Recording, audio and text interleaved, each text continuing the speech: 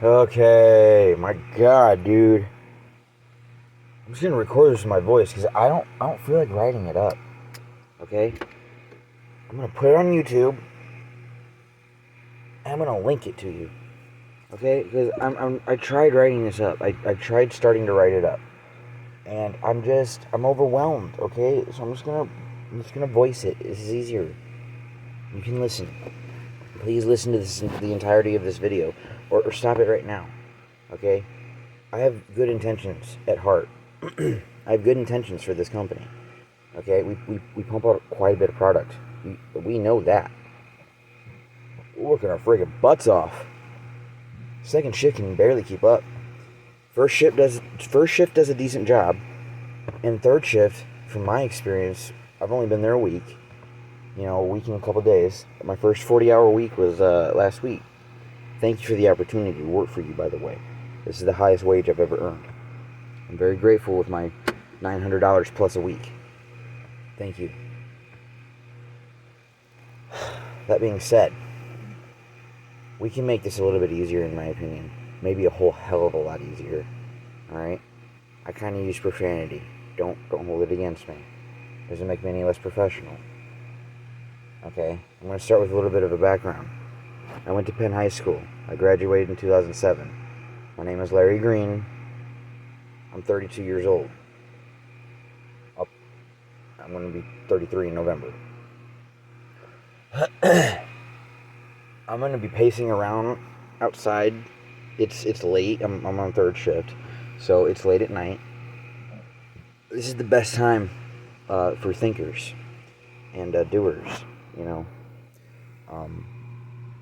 I'm kind of a different type of person. I live in my minivan, so I've already kind of thought about ways for me to think of things differently and do things differently. A lot of people tell me that I'm crazy, but we all know the saying, right? There's a fine line between insanity and genius, or something like that, right? Genius and insanity. And I have one rolling paper left, so I'm gonna make good use of it. I'm just kind of confused. Like, I understand what's going on in there, in Bimbo. We get the tickets, right? We put it on the product, and we ship it out the door. There shouldn't be much room for error there. But somehow, every night is chaos. Every night is just some sort of complete and utter chaos. It really is. So, I'm going to be addressing some issues, concerns, and possible solutions in this video. I know that I'm new at the company, okay? But I'm not new at thinking. I'm not new at automation. I'm not new at tool and die. I did that for about 3 years. I went to school at Penn. I was just a freaking 16-year-old kid working AutoCAD, making shapes. I mean, I could be an engineer. I could be, I could be making these blueprints for these machines, no problem. I just don't want to do that. I would rather get a little bit of a workout and work the floor, because I can't sit at a desk and do that for however long those guys do that. I would get cramps in my neck and in my hands, and I'd go home and I'd be tired from sitting down all day, because I wouldn't be pumping the endorphins out of my brain. I wouldn't be pumping the dopamine, the serotonin. It just wouldn't be happening. I was a roofer for 7 years. That's a little intense. These guys are complaining about the heat in your shop. And, it does get warm in there, okay? Second shift probably has it the worst. First shift has it easy up until probably about 11, right? And then it gets hot in there. Second shift has to deal with the heat from the day. And it stays in there until 11. And when I go in at 11, it's still pretty warm. Even if it's like 65, 70 outside at night, it's still probably upwards of 80 in the shop. So second shift is catching a break. I walk into a mess almost every night. Second shift is they're just tired. Like, second shift is getting their butt kicked. All right.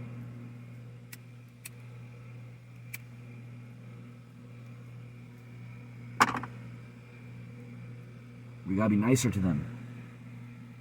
We can't be yelling at them because they're slacking. I get it. We can't be talking shit about them either. It's tough. I don't want to work second shift. It's the worst shift.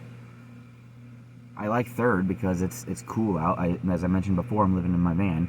It gives me a place to park at night because the cops will mess with you if you don't have a legitimate place to park at night. Right now, I'm at the dog park / boat launch across from the Hummer plant. The cops don't mess with us down here. They're really cool. And I got the running water behind me, and I got the good vibrations of the dogs in front of me. It's a really nice place. I like to come here a lot. My dog loves it too. I live with my little dog in the van.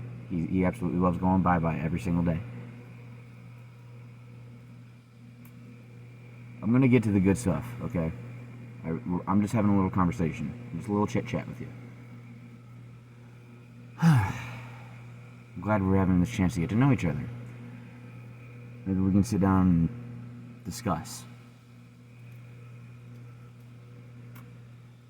I respect the shit out of Bimbo. You guys pump out some product. Some necessary product. We all know bread and water. Pretty much all you need to survive. I respect that. Of course, there's other things that we like to enjoy, like sushi, steak, things of that nature. Let me get to the point, okay? I've got some concerns. I've got some issues. And I have some possible solutions. That's what the title of the video is going to be. We need to start with making some room on the floor.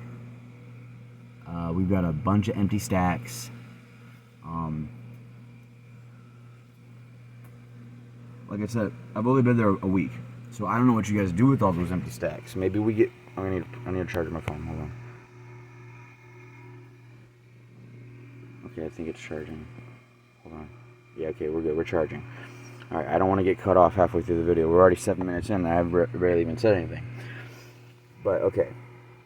All the empty stacks are taking up a massive amount of room. We could stack those to the ceiling like skyscrapers if we had the support to do it so they wouldn't fall on people, right? So we could clear up a lot of space if we just stack those to the ceiling and have a machine that can destack it properly. Which brings me to my first point, the destacker. This thing is a mess. I need to relight my cigarette. Hold up.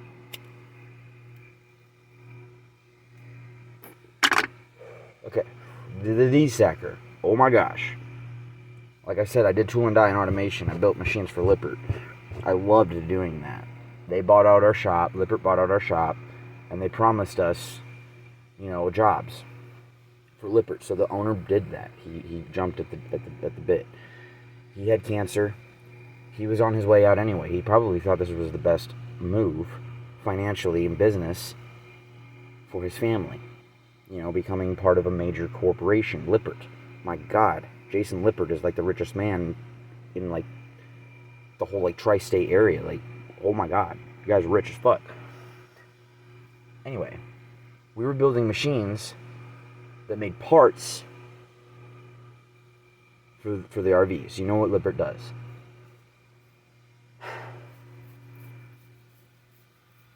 Let me get on a good train of thought here. Okay. What Lippert used to do... Let me back up a second. I'm getting ahead of myself.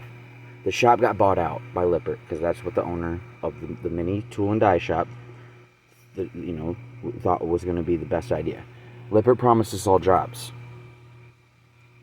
About a year and a half later, 2 years later, they said, you're all getting laid off. Big surprise, right?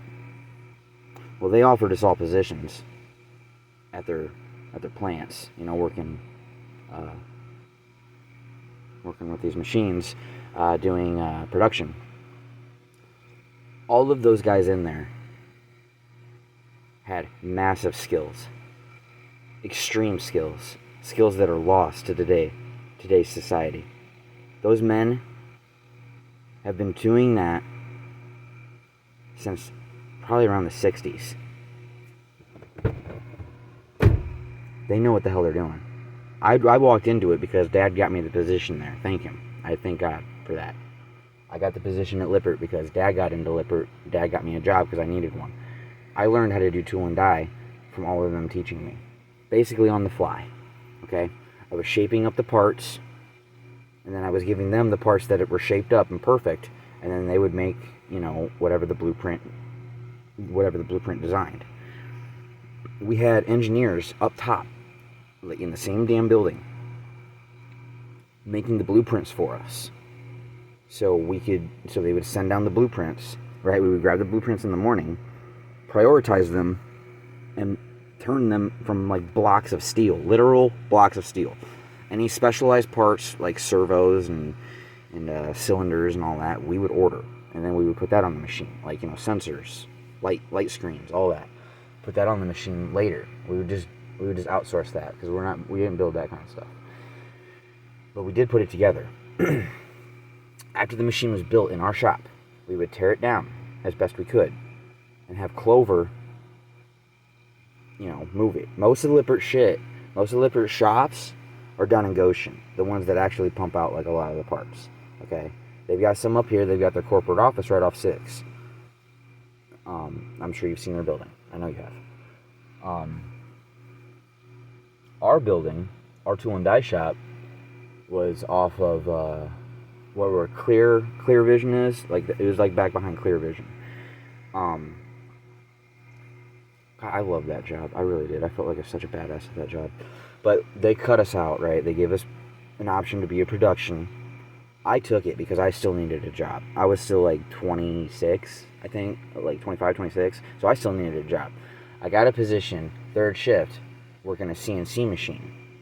Basically, all I did was put 4 pieces of this tube type shit that the automatic levelers would go in, like the housing for those, and I would clamp them down after they were in secure position, clamp them down, take the clamp out, make sure it didn't crash the machine, which I did twice. I'm surprised they kept me.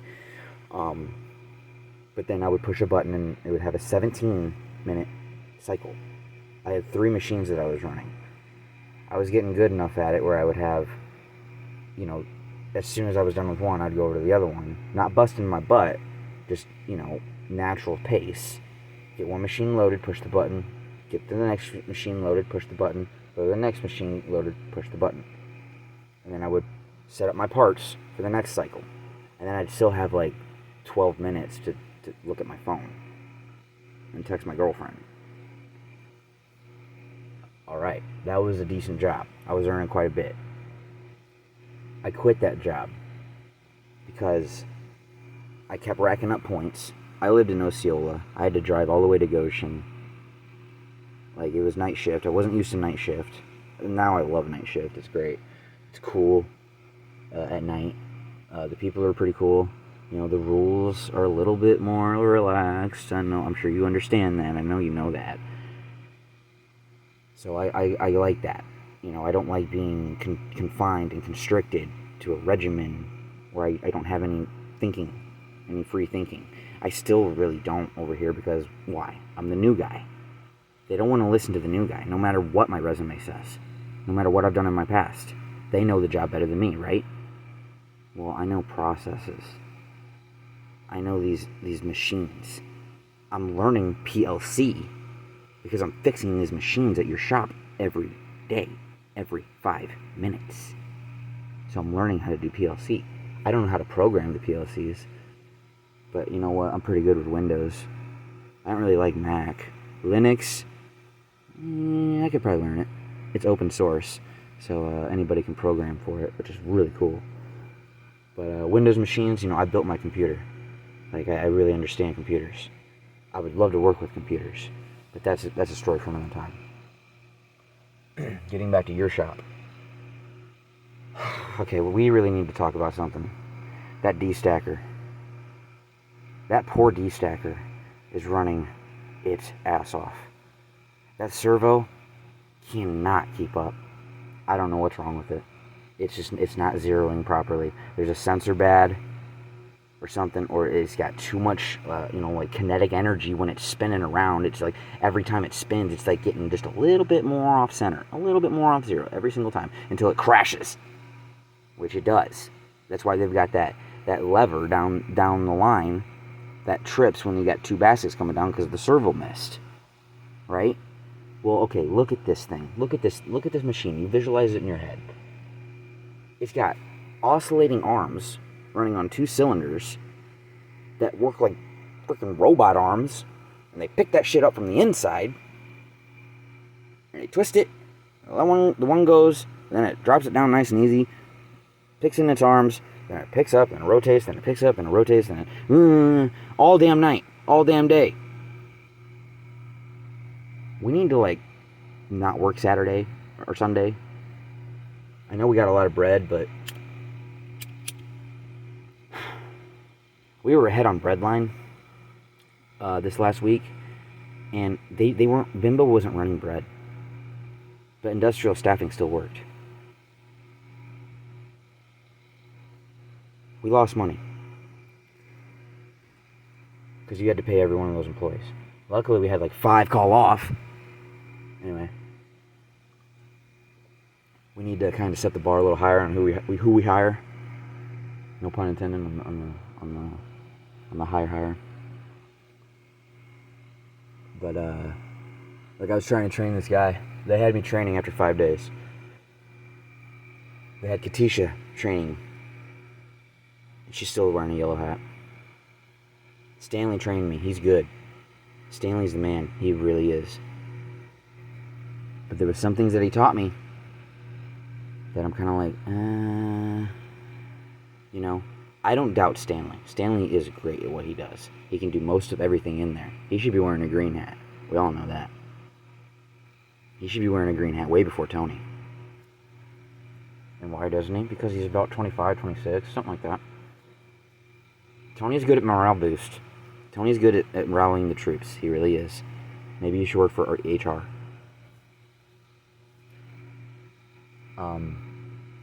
But anyway, that D-stacker, it's working too hard. It's doing too much. It's such a simple idea. It's such a simple idea. The part that lifts it up, the machine in front of the D-stacker, the servo that keeps messing up, that's running great. Okay, as long as the stacks go in there and they're not askew, the machine won't fault. It hardly ever faults. You got to make sure that the stacks are all lined up, though. If they're not, then it's going to crash. But that one works great. The front line works great. It's where it separates the 2 stacks is where it's messing up. So what we need to do is basically get one line running one way and one line running the other way, to match up where we got this going on, so they're the outsides of the basket where the handles are running the right way. You know what I'm talking about. So all we really need to do is get a machine. Here, I'm gonna visualize this for you because I'm on video. Okay. Here. Let me get my light on if I can in the middle of the video. Unfortunately, I can't do that. But okay, here's this. All right, the D-stacker's doing this. It's in this position. This is a rolled cigarette. It's not a joint. Okay, please. It's not a joint. It's a rolled cigarette. I got plenty of them. It's going like this. And the baskets are coming in. It's going down. It's picking them up. Right. It extends, and then it picks it up, and then it does this. And then the one basket goes underneath. It goes, and then it drops it down. And then it releases it, and then it comes back up, and that basket goes, and then it comes this. Well, every time it's just getting a little bit off, a little bit more off. What if we had something like this, where you go down, and instead of doing, I can't do it with one hand. Hold on. I'm trying to set my phone up. Anyway, it goes down, right, and it goes like this. And it goes like this, and then it goes like this, and then it goes like this, and then it goes like this, and then it goes like this, and then no. What we're gonna do is this, and it's gonna go bing. It's gonna pick it up. That basket's gonna go this way. Then it's gonna go straight back down. It's not even gonna spin at all. And and it's gonna have one cylinder would be great if it could have one pin come in this way and the other one, you know, coming this way. So you have one cylinder, if not 2 cylinders, whatever. Cylinders aren't cheap though. But anyway, it would release, right? And then this basket is facing this way, and it would just go that way. And then it would get on a conveyor and go up. And then it would go into that machine. It's not even a machine. It's just like a slide. It flips it upside down to get the paper and the debris out of it from shipping. And then it flips it right back up. It's not even a pulley. It's not even a simple machine. It's just gravity and a slide. Alright. Now we've got 2 different conveyors, right? Well, what do we have a little bit further down the line? We have 2 different conveyors, don't we? Except when it gets up top, one's doing this, running to one line, and then it drops down. It's running to the other line. So now we've got 2 different lines on like a switch. Let's get rid of that, because now we've got 2 different conveyors. Let's run them up side by side. Alright? So we're saving a little bit of space. It's above our heads anyway. We don't go up there. That's going to save us a lot of problem. That's going to save us a lot of drama, because Bimbo's not going to be coming over to us yelling, "Hey, why don't we have stacks?" And in the meantime, I'm calling maintenance. And maintenance is taking their sweet ass time because they're fucking tired of working on it. I don't blame them.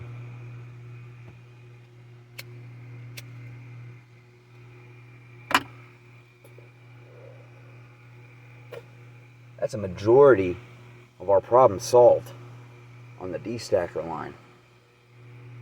Now, like I was saying earlier in the video, the first thing I ever said in this video, we got a lot of space on that floor if we take everything out, don't we? A lot of space in that building. Too much to air condition, isn't it? Well, I'm not trying to be an asshole or condescending, but we need to get rid of some of the empty stacks. Maybe we can stack them real high, like I said, and support them so they're not falling. Or maybe like make another level, you know? Like, just get some 2x4s and make an upstairs.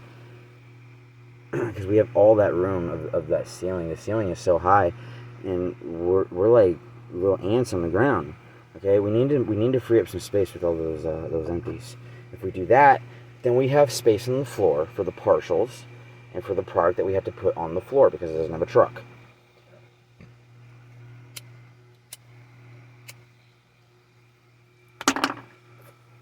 Alright, now we're getting somewhere.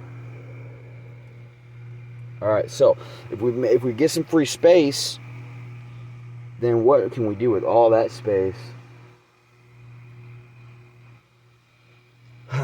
Okay, we can...